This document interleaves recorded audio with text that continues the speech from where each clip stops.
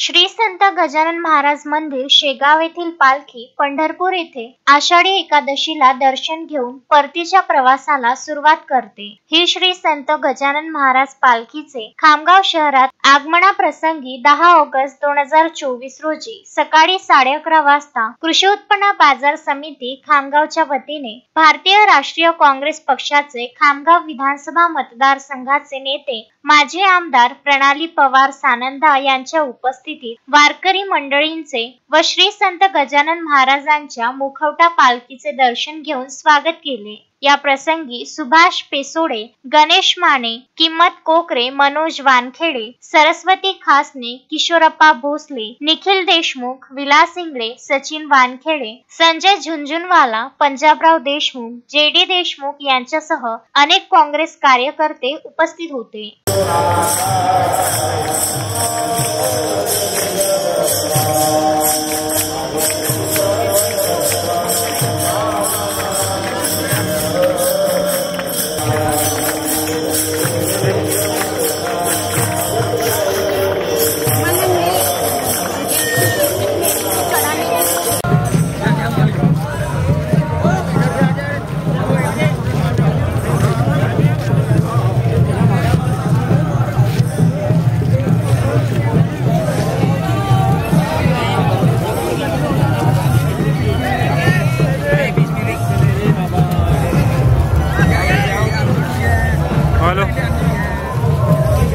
दोपहर हो जाएंगे, थोड़ा टाइम लगता है, 1-2 घंटे में।